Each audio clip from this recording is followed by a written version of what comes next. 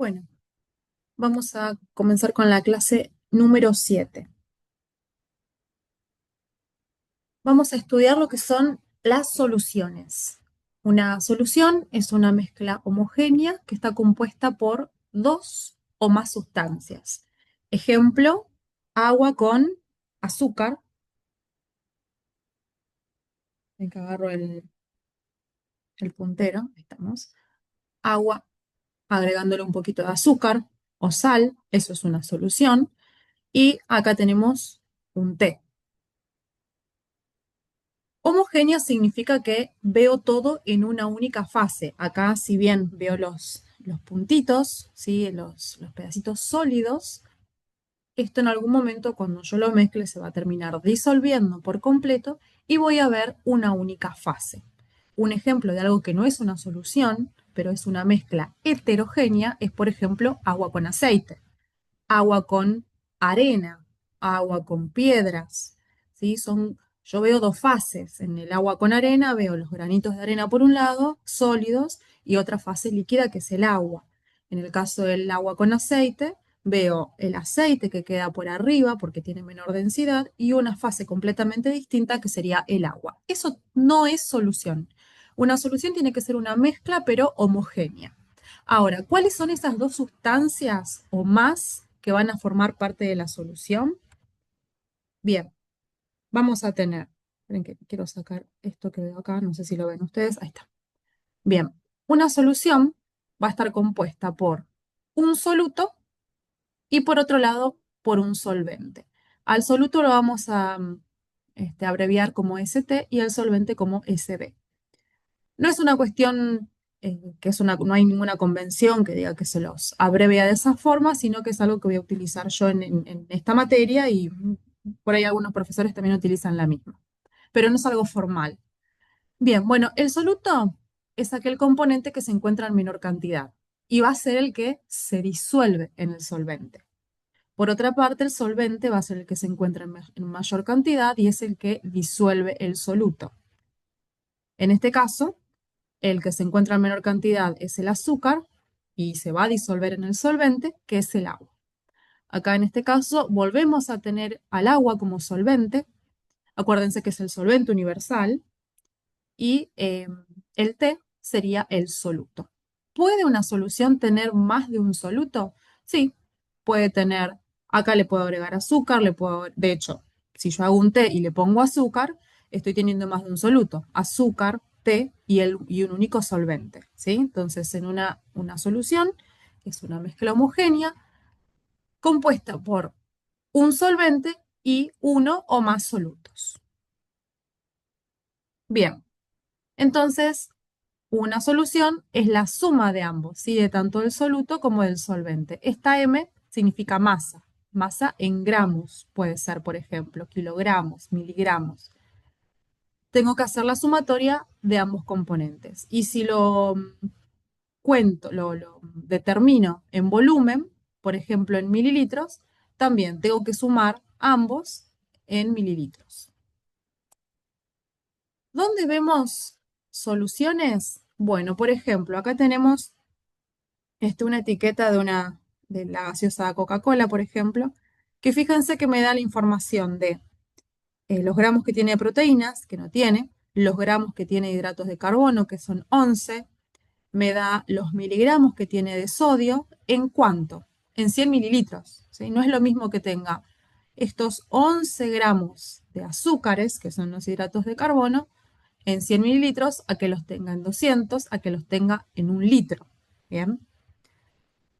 Acá tenemos lo mismo, es otra etiqueta que tiene, por ejemplo, que me dice la información que hay cada 100 gramos de este contenido. Por ejemplo, en este caso tenemos de hidratos de carbono 3,3 gramos cada 100 gramos, de proteínas 0,4 gramos cada 100 gramos. Bueno, esa forma de expresar la cantidad de soluto que hay en una solución o en una determinada cantidad de solvente es lo que se conocen como concentraciones.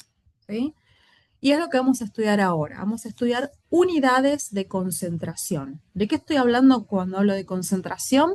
de la cantidad de soluto disuelto en una cantidad de solvente determinada. ¿Por qué? Porque si yo te digo que le pongo a, estoy poniendo una cucharadita de azúcar en agua, vos no sabés si el agua va a quedar dulce, por ejemplo, o no, porque no te estoy aclarando si estoy tirando esa cucharadita de azúcar en 200 mililitros en un vasito o si lo estoy tirando en una olla que tiene, no sé, 5 litros. ¿Bien? No es lo mismo. Entonces, siempre para hablar de una solución, voy a referirme a la concentración para decir en cuánto solvente está disuelto ese soluto.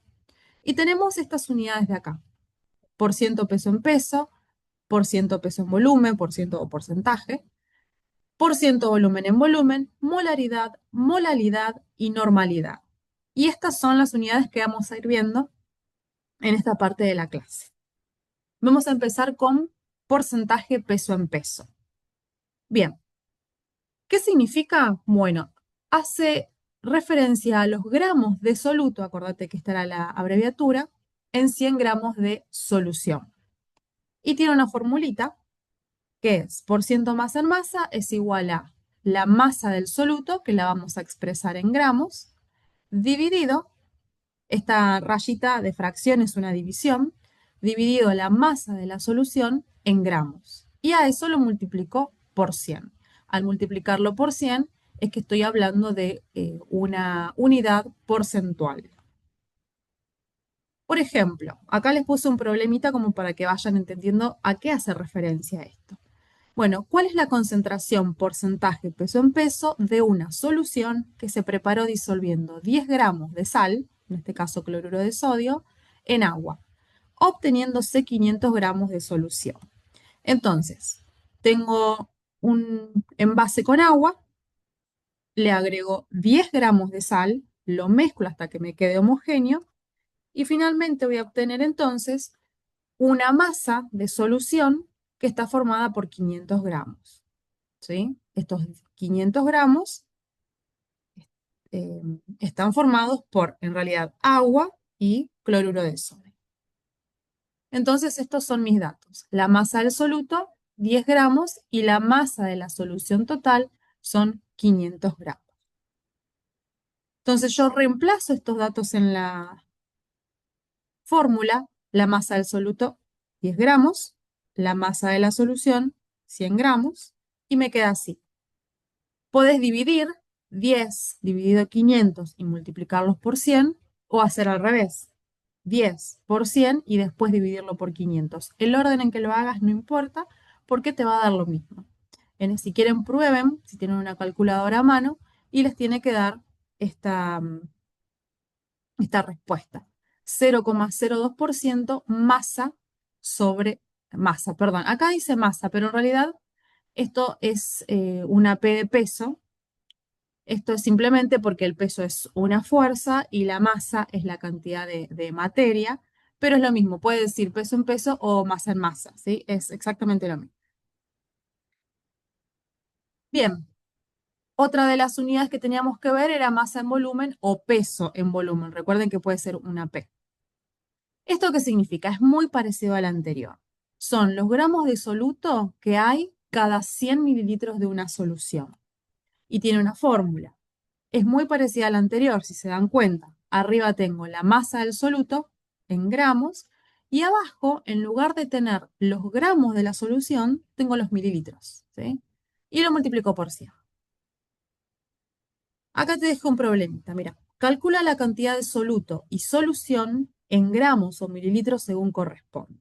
Bueno, acá tengo uno que me dice 2% masa en volumen. Y después tengo otro que me dice que tengo una solución 0,25% masa en masa. ¿Qué significa esto? Este 2 hace referencia a la cantidad de soluto. Tengo 2 de soluto y acá tengo 0,25 de soluto. La pregunta es, ¿2 qué? ¿2 gramos, 2 kilogramos, 2 mililitros? ¿Cómo me doy cuenta de eso? Bueno, eso me lo dice esto que está acá arriba, masa. Siempre que hablamos de masa, estamos hablando de gramos, ¿sí? Entonces, en este caso tengo 2 gramos de soluto. En el de acá abajo tengo 0,25 también gramos, porque acá me dice masa, de soluto. ¿Y en cuánto está de solución ese soluto disuelto? Bueno, este va a estar en 100 y el de abajo también. Siempre que estemos hablando de porcentajes, va a estar disuelto en 100 de solución. Ese 100 puede ser en 100 gramos o en 100 mililitros. En el caso de que yo tenga una B de volumen, se refiere a mililitros. Y si tengo una M de masa, se refiere a gramos. Entonces acá voy a tener 2 gramos de solutos en 100 mililitros de solución. Y en el de abajo voy a tener 0,25 gramos de soluto también, pero en este caso están disueltos en 100 gramos de solución, porque acá me dice más. Bien, después tenemos porcentaje volumen en volumen, que sería la tercera unidad de concentración. Fíjate que son todas muy similares. Esta me dice, eh, porcentaje volumen en volumen. Son los mililitros de soluto en 100 mililitros de solución. ¿Qué es lo que cambió? En vez de utilizar gramos, acá vamos a utilizar todo mililitros, porque es volumen en volumen. La fórmula es muy parecida. Arriba va siempre el soluto, solo que lo pongo en mililitros. Abajo va la solución en mililitros multiplicada por 100. Y esto es una actividad muy parecida a la anterior, de hecho hay una que está repetida. Calcula la cantidad de soluto y solución en gramos o mililitros según corresponda. Bueno, acordate que este 2 es la cantidad de soluto. En este caso son mililitros porque tengo la B. 2 mililitros de soluto en 100.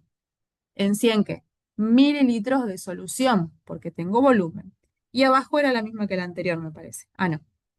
Fíjate que la anterior decía 0,25% masa en masa. O sea que eran 0,25 gramos de soluto en 100 gramos de solución. En esta otra, como me dice porcentaje volumen en volumen, son 0,25 mililitros de soluto en 100 mililitros de solución. Y acá te puse las tres juntas para que compares, ¿sí? Es lo mismo. Arriba siempre va el soluto, ¿ves? Cuando me dice masa, lo tengo que poner en gramos. Cuando me dice volumen, lo pongo en mililitros. Acá te lo aclaré. Cada vez que hablemos de volumen, vamos a hablar de mililitros y cada vez que hablemos de masa, en gramos. Y el de abajo es la combinación de ambos, ¿sí? Masa en volumen, es decir, la masa, el soluto va a estar en gramos y la solución en mililitros. Siempre el que está acá arriba te está hablando del soluto y el que está acá abajo te está hablando de la unidad de la solución. Cada cuánto de solución, cada 100. Acá te puse tres ejemplos para que termines de darte cuenta de lo que significa. 3% más en masa significa que tengo 3 gramos de soluto en 100 gramos de solución. 0,8% volumen en volumen significa que tengo 0,8 mililitros de soluto en 100 mililitros de solución. Y en el último caso, que es masa en volumen, voy a expresar el soluto en gramos y la solución en mililitros. O sea que tengo 6,2 gramos de soluto cada 100 mililitros de solución. Bien, nos quedan estas últimas, ya vimos las tres primeras. Estas son unidades físicas de concentración. Ahora vamos a ver las unidades químicas de concentración, que son la molalidad y la normalidad. Un ejemplo que se me ocurre darte ahora, que es muy común, ¿viste? Es el ibuprofeno que viene 2% o el ibuprofeno 4%, que es un jarabe que se le da a los niños. Bueno, eso está expresado en volumen, ¿sí? Es la cantidad, la concentración. Puede ser volumen en volumen o peso en volumen, ¿sí? Es la concentración que yo tengo de ibuprofeno cada 100 mililitros de la solución. La solución sería el ibuprofeno y disuelto en todo ese jarabe. Bien, entonces vamos con estas últimas, molaridad, molalidad y normalidad. Arrancamos con molaridad. Bien, para entender lo que es la molaridad, tenemos que entender el concepto de mol. Mol es, por definición, esto que tienen acá. Cantidad de sustancia que contiene tantas entidades elementales del tipo considerado como átomos hay en 12 gramos de carbono. A esta definición se le ocurrió a este querido científico Avogadro, que dice que en 12 gramos de carbono yo tengo 6,022 por 10 a la 23 átomos. ¿Sí? ¿Qué significa por 10 a la 23? Bueno, es un número que tiene 23 ceros atrás. ¿Sí? En realidad, considerando todo este número más 20 ceros que le siguen. O sea, es un número muy grande. Esa es la cantidad de átomos de carbono que hay en 12 gramos de carbono. Y se lo conoce como número de Avogadro. Un mol se define por este número de Avogadro. Entonces decimos que un mol son 6,022 por 10 a la 23 unidades de lo que sea. Por ejemplo, si yo digo un mol de de azufre, significa que tengo 6,022 por 10 a la 23 átomos de azufre. No se usa para alumnos, pero si yo digo que tengo un mol de alumnos, entonces tengo 6,022 por 10 a la 23 alumnos. Si tengo un mol de arroz, tengo 6,022 por 10 a la 23 unidades de arroz, ¿sí? Eso es lo que significa un mol. Es este número. Es equivalente a este número. Bien, ¿cómo lo vamos a usar nosotros a esto? Bien, el número atómico, ¿se acuerdan cuando nosotros usamos la tabla periódica y encontrábamos el número atómico o la masa atómica? Eh, no, esto es un error. No es el número atómico, es el número másico, ¿sí? Acá habría que escribir, en lugar de esto, habría que tachar esto y colocar en realidad la palabra 5, ¿sí? Porque el número másico, ¿se acuerdan que habíamos dicho que era el que hablaba de lo que había en el núcleo, de protones y neutrones, que eran más grandes que los electrones, y por lo tanto hacía referencia a la masa? Bien, vamos a volver con el láser, esperen que lo busque otra vez. No, ahí estamos. Bueno, entonces, el número másico es igual a la masa atómica, son sinónimos, y si yo me busco el número másico del azufre, por ejemplo, es 32. Ese 32 también es el peso molecular del azufre y a su vez es el mol de azufre. Entonces, si yo busco el azufre en la tabla periódica y encuentro que el número másico es 32, significa que su peso molecular es 32 gramos. O sea que cuando yo peso 32 gramos de azufre en la balanza, ahí significa que tengo un mol de azufre. Lo mismo con el carbono. Si yo busco la masa atómica o un número másico del carbono, voy a ver que dice 12. ¿Qué significa? Que el peso molecular del carbono es 12 gramos. Entonces, si yo pongo 12 gramos de carbono en la balanza, yo ahí me aseguro que tengo un mol de carbono. Esto es como un poco, pareciera que pueden llegar a marearse, pero es cuestión de analizarlo, procesarlo un poco. A borrar y volvemos al puntero. Ahí estamos. Bien, entonces, suponete que tenés que calcular la masa molar de la molécula de agua, H2O. Acordate que el 2 me indica la cantidad de átomos de hidrógeno que tengo en este caso. Y acá como de oxígeno no tengo ningún número, significa que tengo uno solo. Entonces, vos buscás la masa atómica del hidrógeno. Buscas en la tabla periódica y vas a ver que te dice 1. Entonces, ese 1 ahora lo vamos a llamar gramos. Después, buscás la masa atómica o número másico del oxígeno. Vas a encontrar que dice 16. Ese 16 ahora para nosotros son 16 gramos. Entonces vos sumás,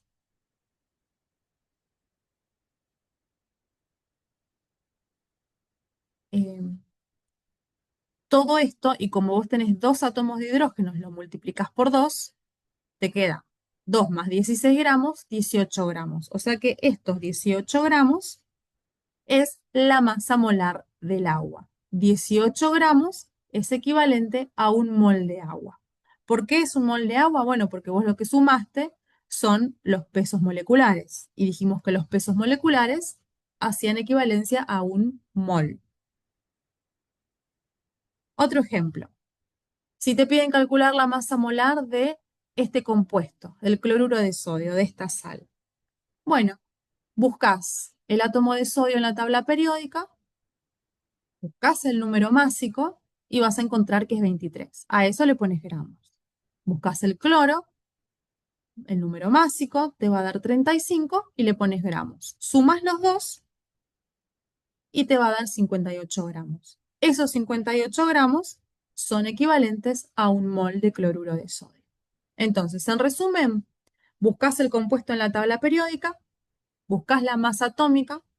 Si en el caso, por ejemplo, acá del agua, la masa atómica estuvo 2 veces, bueno, lo multiplicás por 2, porque no tenés un átomo de hidrógeno, tenés dos. Entonces no tenés 1 gramo, 2 gramos. Sumás todo y eso es un mol. Entonces, si yo peso 18 gramos de agua, entonces ahí tengo un mol de agua. Si en la balanza, si vos tenés una balanza en tu cocina y pesás la sal y te da 58 gramos, vos ahí podés decir que tenés un mol de cloruro de sodio. Entonces acá te dejo un ejercicio en el que tenés que calcular la masa molar de estos compuestos haciendo lo que te indiqué recién. Ponele pausa, búscate la tabla periódica y hace las cuentas y después comprobá con los resultados que te voy a dar ahora. Suponiendo que ya hiciste los ejercicios, te debería haber dado que un mol de hidróxido de sodio son 40 gramos, o que la masa molar de hidróxido de sodio son 40 gramos, 32 gramos para el oxígeno y 36 gramos para el cloruro de hidrógeno.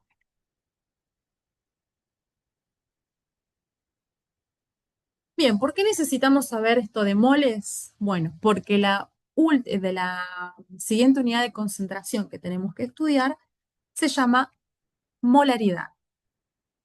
¿Qué es la molaridad? Bueno, es el número de moles de soluto que hay en un litro de solución. En las anteriores unidades de concentración, nosotros hablábamos de gramos o mililitros. Acá vamos a hablar de moles. Y acá tenés entonces la fórmula. La molaridad la vamos a reconocer con una M mayúscula y va a ser igual a los moles de soluto dividido el volumen de la solución. Y fíjate que la solución ya no está en mililitros ni en gramos, sino que está en litros. ¿Qué significa entonces si yo tengo una concentración 3 molar? Bueno, significa que tengo 3 moles de soluto en un litro de solución. ¿Qué significa una concentración 0,8 molar? Significa que tenés 0,8 moles de soluto en un litro de solución. Es decir, esta molaridad es en un litro de solución, siempre. Y cuando hablamos de soluto, vamos a hablar de moles. La siguiente unidad de concentración es parecida. Es como la anterior, pero en lugar de tener la solución en litros, fíjate que en la anterior teníamos solución en litros, vamos a tener acá abajo no el volumen, sino que vamos a tener la masa en kilogramos. Bien, fíjate que la fórmula es la misma, moles de soluto, pero dividido la masa de la solución. Entonces, y la M, fíjense que es en minúscula, ¿sí? Esa es la forma de diferenciar. Acá tengo una M mayúscula que es molaridad y acá tengo una M minúscula que sería la molalidad. ¿Qué significa entonces 3 molal? Significa que tengo 3 moles de soluto en un kilogramo de solución. 0,8 molal significa que tengo 0,8 moles de soluto en cuanto de solución en un kilogramo. Bien, entonces hasta acá vimos unidades de concentración que pueden, o concentración que la puedo expresar de forma cuantitativa, con expresiones porcentuales, porcentaje peso en peso, porcentaje peso en volumen o volumen en volumen. Acuérdense que el peso o masa es lo mismo para nosotros. Después lo tenemos que expresar en partes por millón, masa en volumen, y tenemos unidades químicas, que son las que vimos hasta recién. Molaridad, molalidad y nos falta ver normalidad. Después vamos a ver expresiones relativas, que es si está concentrado o si está diluido. Esto es bastante sencillo la forma en que lo estudiamos en esta materia. Bien, entonces seguimos con esta que nos queda, la normalidad.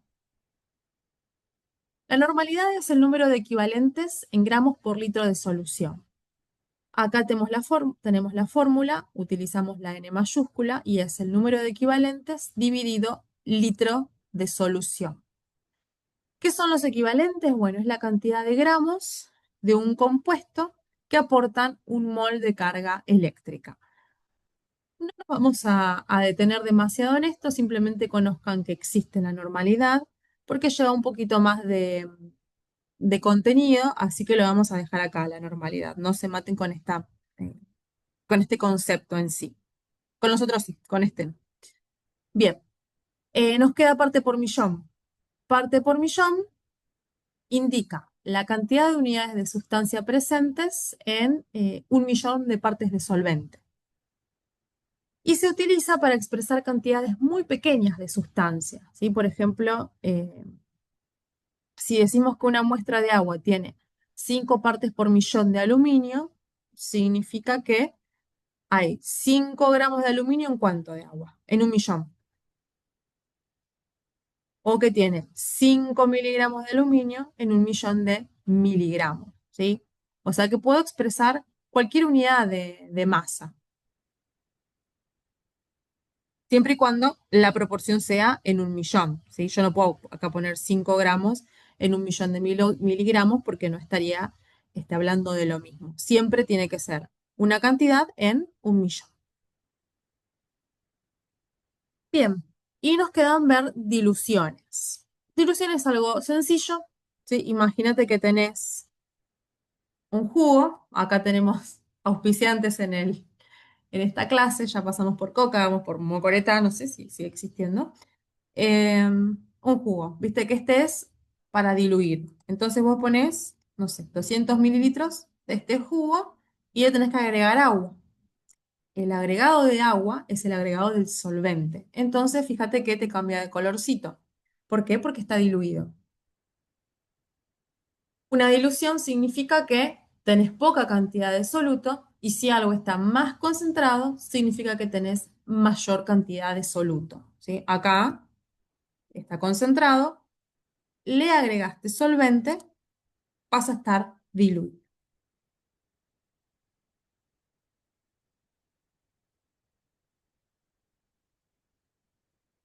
Bien, lo siguiente que tenemos que ver son ácidos. Ácidos y bases.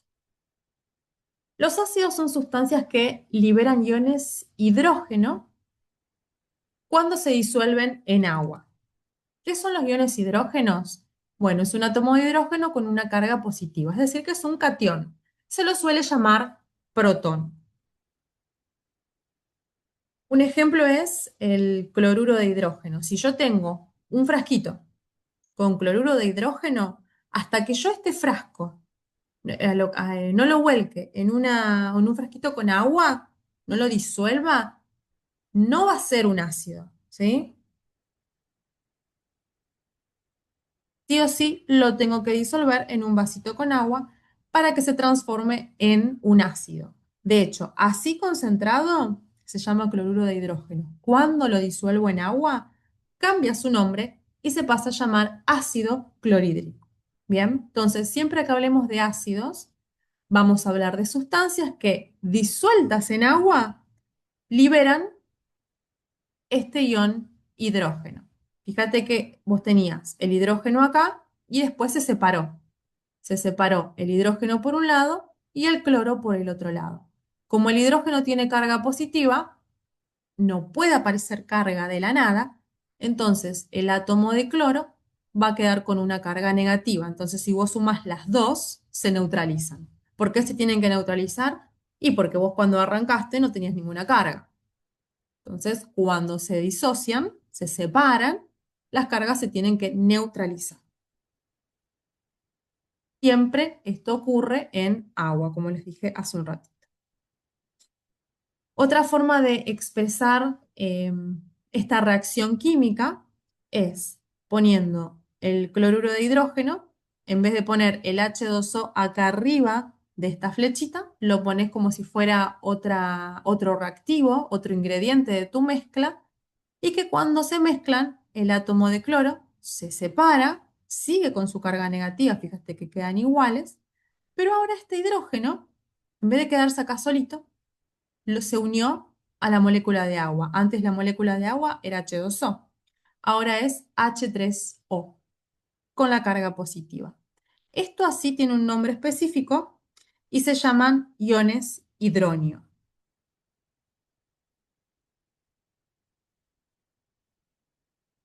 Que no puedo hacer que se vea más abajo, a ver si corro esto. No sé si ustedes están viendo esto, yo no lo puedo identificar. Yo acá no puedo hacer que se vea lo que está acá abajo. Bueno, vos tenés una forma de expresarlo con modelos moleculares es, tenés el cloruro de hidrógeno que se mezcla con el agua y te queda un átomo de oxígeno unido a tres átomos de hidrógeno. ¿De qué manera? De manera covalente, si quieren relacionarlo con lo que vimos de estructura de Lewis. Y este átomo de cloro se separa y queda acá solito, ¿sí? Este se viene para acá y este queda acá solito con su carga negativa.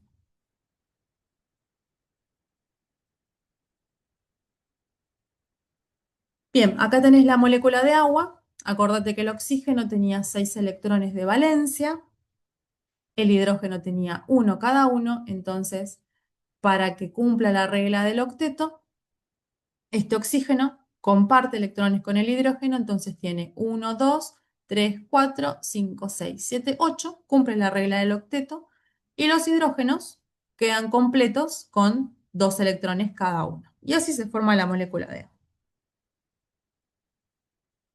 Cuando le agrego un hidrógeno de más, me queda lo que se conoce un ion hidronio, que es el H3O que vimos recién. Y este, en este caso, va a tener carga positiva. Acá tenemos el dibujo de la molécula de agua. Cuando hablamos de ácidos, pueden ser ácidos fuertes o ácidos débiles, al igual que cuando hablemos de bases, que pueden ser bases débiles o bases fuertes. ¿Qué significa que un ácido sea fuerte? Que se disocia, que se separa por completo. Como el caso que vimos recién, el cloruro de hidrógeno, cuando lo mezclas con agua o cuando lo disolves en agua, libera estos iones hidronio o los iones de hidrógeno. Un ácido débil se disocia parcialmente. ¿Qué significa que se disocie parcialmente? Bueno, acá tenés un ejemplo. Ah, ahí está. Significa que, esperen que me estoy adelantando. Bien, acá tenemos el ácido acético. Yo lo mezclo con agua, el ácido acético es el vinagre, ¿sí? Lo mezclo con agua y libera estos iones hidrógeno. No importa acá la fórmula, estos no se mezclen con eso. Ustedes tienen que saber que simplemente libera esto, que son iones hidrógeno o protones, eh, lo separa. Entonces, esto se viene para acá. Pero a su vez, estos protones se unen con esta otra sustancia y lo marco con esta flechita que va para allá. O sea que significa que esto está en equilibrio, que si bien tengo esto, el ácido acético se separa, también se une otra vez y se vuelve a formar otra vez. O sea que esto va y viene, va y viene. Tengo las cuatro especies en solución. En cambio acá, una vez que este se disoció, ya está, ya no me quedé más con cloruro de hidrógeno, no existe más, no lo tengo más. Únicamente tengo esto y esto. En este otro caso tengo las cuatro que están en equilibrio. Otra forma de expresar esa flechita que va y viene es así. Es una flechita con dos puntas. Cuando hablamos de bases, estamos hablando de sustancias que en solución acuosa liberan aniones hidróxidos. Aniones, acordate que tienen carga negativa. ¿Y cómo son? Así como te los muestro acá. Es OH con carga negativa. Se llaman aniones hidróxido. También se los llaman iones hidróxido. Acá tienen, les puse además de llamarse hidróxidos, los puedes encontrar como oxidrilo o eh, hidroxilo. Esto funciona parecido al anterior. Vos tenés, por ejemplo, este compuesto que ves que tiene el OH. Cuando vos lo pones en agua, este OH se separa y sí o sí queda con carga negativa. El otro te va a quedar con carga positiva para contrarrestar las cargas, de manera que cuando vos las sumes te den cero, porque las cargas no se pueden crear de la nada. Bien, esto siempre y cuando lo disuelvas en agua. Si vos tenés hidróxido de sodio y no lo pones en agua, esta reacción no va a ocurrir y no vas a tener eh, las características de una base. Acá tenés otro ejemplo, hidróxido de calcio. Ves que este OH, cuando lo pones en agua, se separa con carga negativa. Bueno, estos dos ahí que aparecen no se mezclen con eso porque no es algo que tienen que estar eh, balanceando ustedes. Simplemente sepan que liberan estos aniones hidróxido, que es un oxígeno unido a un hidrógeno y tiene carga negativa. Bien, acá les puse dos definiciones de lo que son las bases. Para Arrhenius, que fue uno de los que estudió las bases, dice que son sustancias que en solución acuosa liberan aniones hidróxido, o sea, esos OH- que vimos hace un ratito. Pero después tenemos la definición de Bronsted y Lowry, que nos dicen que que las bases son sustancias capaces de aceptar protones. Entonces, por un lado tenemos a los ácidos que liberan protones, liberan los H+. Y por otro lado tenemos las bases que las aceptan, o sea que uno las donan y otro las aceptan, parecido a cuando hablábamos de las uniones iónicas. Y acá te puse un ejemplo de cómo sería que una base acepte protones. ¿Qué significa? Bueno, significa que lo incorpora a su fórmula. Acá tenés el amoníaco, que cuando se mezcla con agua, adquiere, fíjate que acá tiene, ¿cuántos hidrógenos? 3. Cuando se mezcla con agua, tiene un hidrógeno de más, con carga positiva. O sea que aceptó un H+, aceptó un protón. Entonces estamos hablando que es una base. ¿Por qué es una base? Porque es capaz de aceptar un protón. Y fíjate que te queda entonces con carga positiva. Esto así se llama ion amonio. Y después tenés, además, que libera lo que sobra, que es este ion hidróxido. Entonces acá, con este ejemplo, tenés las dos definiciones. Por un lado, la definición de Arrhenius, que te dice que son sustancias que liberan aniones hidróxido, que es este de acá. Y por otro lado, tenés la definición de Bronsted y Lowry, que te dicen que son sustancias que aceptan protones. Y acá lo aceptó, tiene una H+. Bien, en el anterior habíamos dicho que los ácidos podían ser débiles o fuertes. Acá tenemos lo mismo. Y es la misma definición, ¿eh? Una base fuerte es aquella que se disocia por completo. Es decir, cuando yo le pongo el hidróxido de sodio en agua, tengo todos iones hidróxidos y el sodio. Esto existe, esto ya no existe más. Ya está, se disoció por completo, se separó, listo. En el caso de la base débil, es aquella que se disocia parcialmente. ¿Qué significa? Lo mismo que cuando hablamos anteriormente, que si bien esto, el agua se rompe, la molécula de agua se rompe, le cede un átomo de hidrógeno al amoníaco para que se transforme en amonio, y entonces como le falta un hidrógeno al agua, ahora tiene uno solo y es un ion hidróxido, resulta que estos también, que el hidrógeno este se vuelve a separar del amonio y vuelve a formar agua. Y entonces este NH4 ahora es NH3 otra vez. Pero estos se unen y vuelven a formar. Y después se vuelven a separar. Y así están constantemente yendo y viniendo. Entonces en solución yo tengo las cuatro especies. Eso significa entonces que se transforma, que se disocie parcialmente. Es lo mismo que el anterior con los ácidos, pero con las bases. Bueno, y acá te puse algunos ejemplos de ácidos y bases fuertes. Ácido clorhídrico, el ácido clorhídrico es el que tenemos en el estómago, por ejemplo, sí que nos ayuda a digerir los alimentos. Ácido nítrico, este suele ser un contaminante ambiental. El ácido bromídrico. Después tenemos algunas bases fuertes, hidróxido de sodio, de potasio, de litio, etc. Y acá tenemos algunos ejemplos de ácidos y bases débiles. ¿Sí? Acá tenemos el amoníaco que hablábamos recién, el ácido acético, que cuando lo disolves en agua es el vinagre que utilizamos para la cocina, el ácido carbónico, el fosfórico, etc. O sea que estos se disocian parcialmente y estos por completo. Bien, relacionado con los ácidos y las bases, existe el concepto de pH. El pH es un indicador de si una sustancia es ácida o básica, o neutra también, ¿por qué no? ¿Qué significa pH? La P es una función matemática que significa el menos logaritmo. ¿El menos logaritmo de qué? De la concentración, yo acá cuando pongo corchetes me estoy refiriendo a la concentración, es el menos logaritmo de la concentración de iones hidrógeno.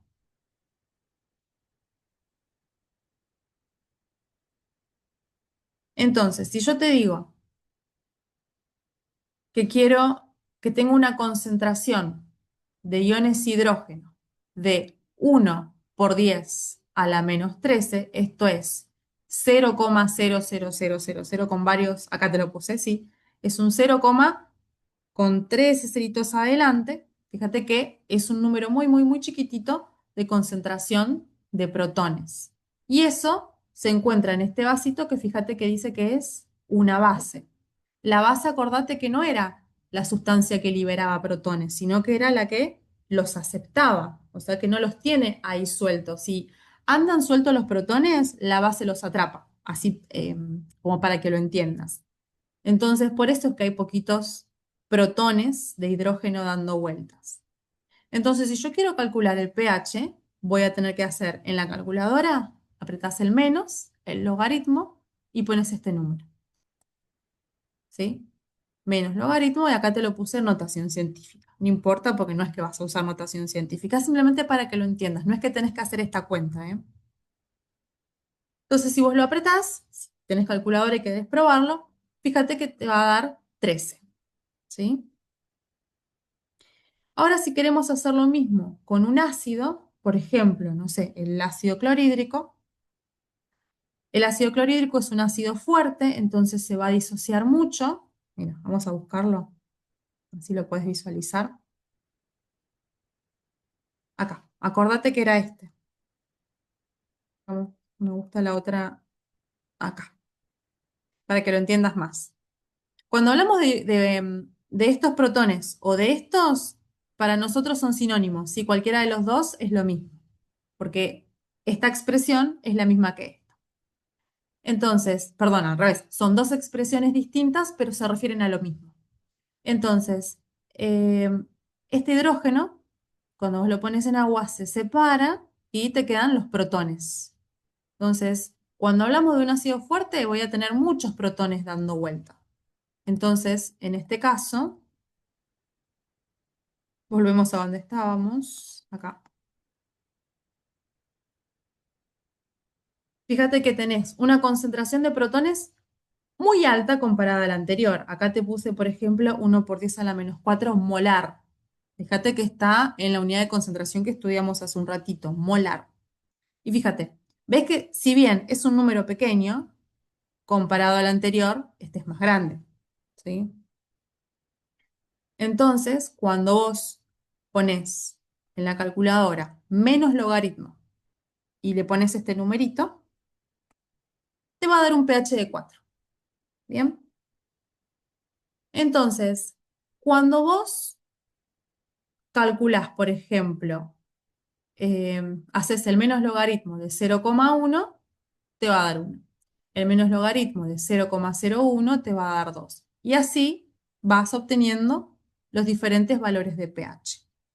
Cuando tenés pH entre 8, ¿sí?, o mayor a 7 hasta 14, fíjate que tenés cada vez menos cantidad de protones dando vuelta.